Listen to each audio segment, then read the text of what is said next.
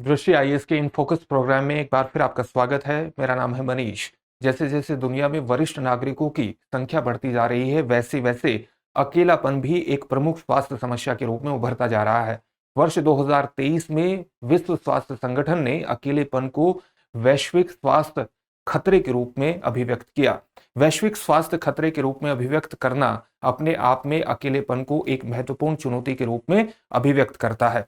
इसी समस्या के समाधान के लिए हाल ही में दक्षिण कोरिया की एक कंपनी ने एक एआई आधारित यानी आर्टिफिशियल इंटेलिजेंस आधारित रोबोट गुड़िया का निर्माण किया है, जो वस्तुतः बुजुर्ग लोगों के साथ रहने में सक्षम है, उनके साथ बातचीत करने में सक्षम है। और इस रोबोट गुड़िया का नाम है हॉयडल।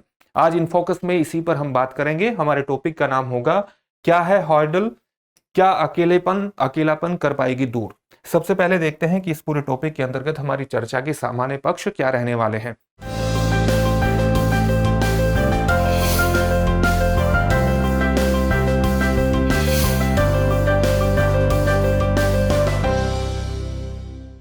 सबसे पहले हमने उस खबर को जान लिया है जिसके कारण ये पूरा टॉपिक चर्चा में है, और इसलिए हमारे लिए सबसे पहले हॉयडल से को जानने से पहले ये जानना जरूरी है कि अकेलापन किस प्रकार से बढ़ता जा रहा है और डब्ल्यूएचओ ने इसे कैसे वैश्विक स्वास्थ्य खतरे के रूप में अभिव्यक्त किया है।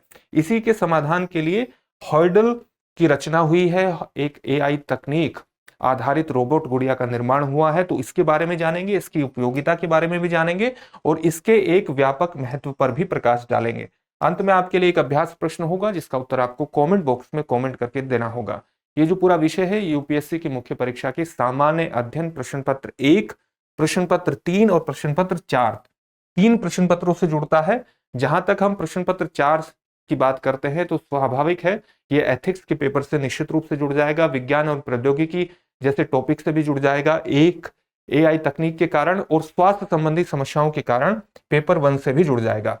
हम आगे बढ़ें इससे पहले आप हमारे चैनल को सब्सक्राइब जरूर करिए और बेल आइकन दबाइए ताकि हमारे सभी प्रोग्राम का नोटिफिकेशन को आपको प्राप्त हो सके। साथ ही इनफोकस दृष्टि आईएएस के टेलीग्राम चैनल पर इन सभी प्रोग्राम की पीडीएफ फाइल आपको उपलब्ध कराई जा रही है। डिस्क्रिप्शन में दिए गए लिंक पर जाकर के आप पीडीएफ फाइल डाउनलोड कर सकते हैं।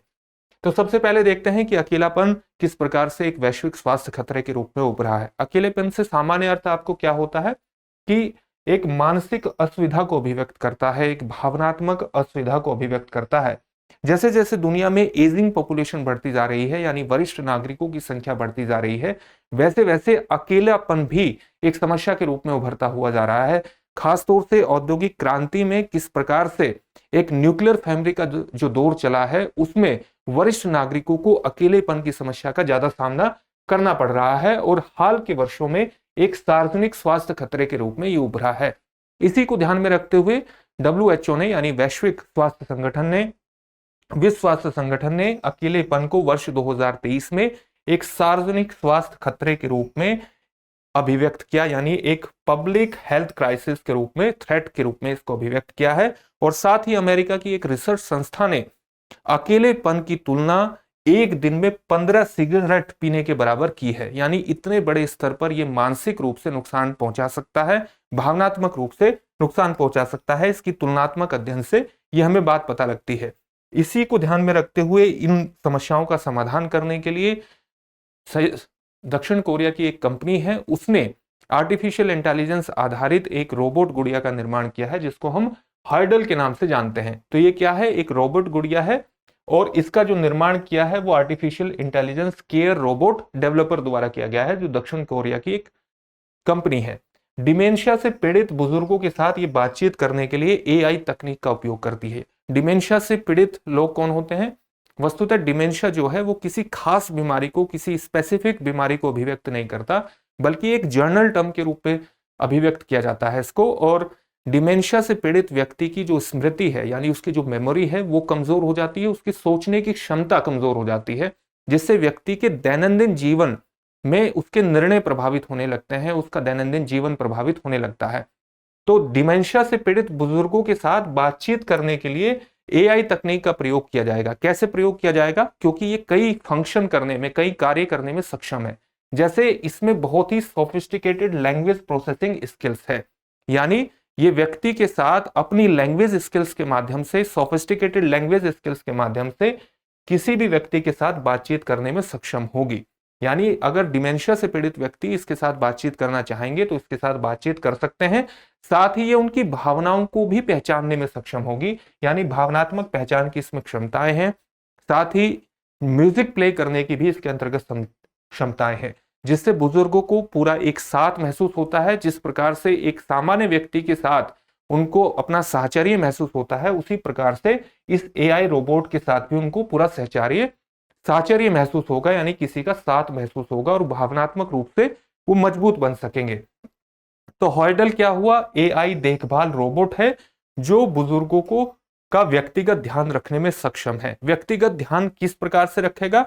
जैसे ये बुजुर्गों के साथ बातचीत करने में सक्षम है, उनके साथ रहने में सक्षम है, और बातचीत के माध्यम से उनके साथ रहने के माध्यम से ये उनके बारे में जानकारी एकत्रित करता है और इस जानकारी का प्रयोग करके उनको खुश रखने में, उनके स्वास्थ्य संबंधी समस्याओं का समाधान करने में या स्वास्थ्य का ख्याल रखने में उनकी ये मदद करता है।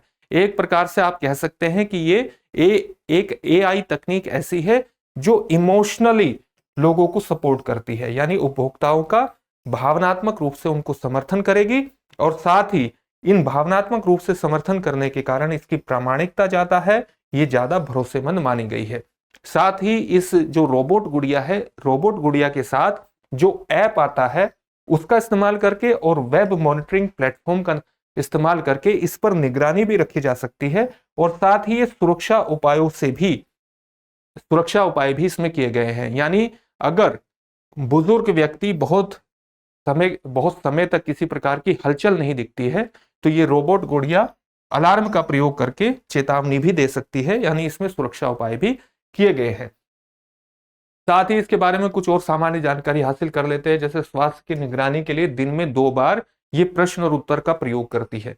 इसकी जो कीमत है वो $1800 है, लगभग 1.5 लाख की इसकी कीमत है। आने वाले समय में हो सकता है जैसे जैसे टेक्नोलॉजी का डेवलपमेंट होगा तो इसकी कीमत भी कम होने की उम्मीद है। दक्षिण कोरिया में जुलाई 2023 तक एक आंकड़े के अनुसार 7000 हॉयडल तैनात हो चुके हैं, जो व्यक्तियों के स्वास्थ्य संबंधी समस्याओं में उनकी देखभाल करने में सक्षम है। जैसे उनको दवाई किस समय लेनी है तो उसके लिए उनकी मदद करते हैं, उनको समय याद दिलाते हैं, इस तरह की उनकी छोटी छोटी आवश्यकताओं का ख्याल रखते हैं।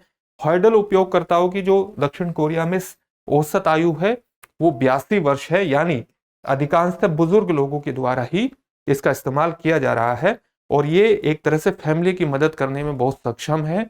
तो जिन फैमिलीज को डिमेंशिया से पीड़ित व्यक्तियों के कारण जिन फैमिलीज के पास बहुत ज्यादा वक्त नहीं होता, वो इसका प्रयोग करके इसका लाभ उठा सकते हैं। तो बुजुर्गों के साथ भावनात्मक निकटता बना करके उनको अवसाद से बाहर निकालने या कम से कम उसे कम करने में ये मदद करती है, और स्वास्थ्य की निगरानी लगातार करती है और दुर्घटनाओं को रोकने में भी ये सहायता प्रदान करती है। लेकिन इसके व्यापक महत्व को भी, अब हमने इसकी उपयोगिता तो देख ली, लेकिन इसके व्यापक महत्व को भी ध्यान में रखना चाहिए। इस तरह की चीजों की आवश्यकता क्यों पड़ी? उस आवश्यकता का सबसे बड़ा कारण यह है कि दुनिया एक सिल्वर सुनामी से जूझ रही है, सिल्वर सुनामी की तरफ बढ़ रही है, और इस सिल्वर सुनामी का जो नेतृत्व है वो दक्षिण कोरिया करने जा रहा है। सिल्वर सुनामी का क्या मतलब होता है? सिल्वर सुनामी एक टेक्निकल स्थिति को प्रदर्शित करती है जहां पर किसी भी देश में या किसी एक पर्टिकुलर क्षेत्र में रहने वाले लोगों की जो आयु है वो लगातार बढ़ती चली जाती है, यानी उसमें वरिष्ठ नागरिकों की संख्या 60 प्लस आयु वाले लोगों की संख्या या 65 प्लस आयु वाले लोगों की संख्या लगातार बढ़ती चली जाती है, और साथ ही इसके कारण कुछ सामाजिक और आर्थिक समस्याएं पैदा होती है। कैसी सामाजिक आर्थिक समस्याएं पैदा होती है? जैसे देखभाल जो व्यय है वो बढ़ता है, स्वास्थ्य संबंधी जो लागत है वो बढ़ जाती है। इसी प्रकार से ये दोनों साथ साथ जो सामाजिक सुरक्षा पर होने वाला खर्च है, जो स्टेट के द्वारा खर्च किया जाता है सामाजिक सुरक्षा पर, वो भी बढ़ जाता है। और इसके साथ साथ कुछ उद्योगों में श्रमिकों की कमी भी हो जाती है। तो ये कुछ सामाजिक और आर्थिक प्रभाव हैं जो आयु किसी राष्ट्र में एजिंग पॉपुलेशन के साथ आते हैं। तो इस पूरी स्थिति को अभिव्यक्त किया जाता है सिल्वर सुनामी का। तो सिल्वर सुनामी का दक्षिण कोरिया आने वाले समय में नेतृत्व करना जा रहा है। क्यों करने जा रहा है? क्योंकि लगातार जन्म दर घट रही है, यानी बच्चों की संख्या में गिरावट आ रही है, और बढ़ती आबादी के कारण जो हमारी एजिंग पॉपुलेशन है उसकी आबादी बढ़ रही है। जैसे कुछ आंकड़े देख लेते हैं। वर्ष 2017 में दक्षिण कोरिया में बुजुर्गों की जो संख्या थी वो 14% थी। 2025 तक ये पॉपुलेशन 20% हो जाएगी। साथ ही एक आंकड़े के अनुसार वर्ष 2065 तक दक्षिण कोरिया की लगभग 47.5% पॉपुलेशन जो है वो वरिष्ठ नागरिकों की होगी, यानी 65+ आयु वाले लोगों की होगी। तो एक बहुत बड़ी समस्या को अभिव्यक्त करता है। वर्तमान में 9 मिलियन यानी 90 लाख वरिष्ठ नागरिकों में से लगभग 1.76 मिलियन अकेले रहते हैं, यानी 90 लाख लोगों में से लगभग 17-18 लाख लोग अकेले रहते हैं। अकेलेपन से होने वाली मृत्यु का जो आंकड़ा है वर्ष 2017 में 2412 था और 2021 में 3378 लोगों की जो मौत है वो अकेलेपन के कारण हुई। इसी प्रकार से अमेरिका का भी एक महत्वपूर्ण आंकड़ा है। अमेरिका के आंकड़े के अनुसार 2050 तक अमेरिका की 20% जो आबादी है वो 65+ अधिक उम्र की होगी। इसी प्रकार से भारत में भी एक महत्वपूर्ण आंकड़ा है कि भारत में 60+ आयु आबादी का वर्तमान में वर्ष 2022 में लगभग 15 करोड़ की आबादी है जो 60+ आयु की है, और वर्ष 2050 तक इसकी जो संख्या है यानी 60+ आयु वाले लोगों की जो संख्या है वो 35 करोड़ तक बढ़ जाएगी। तो दुनिया के अलग अलग देशों में इस समस्या का समाधान करने की कोशिश चल रही है। बढ़ती एज के साथ डिमेंशिया एक सामान्य समस्या के रूप में उभर रहा है और साथ ही लोगों को अकेलेपन की समस्या से भी जूझना पड़ रहा है।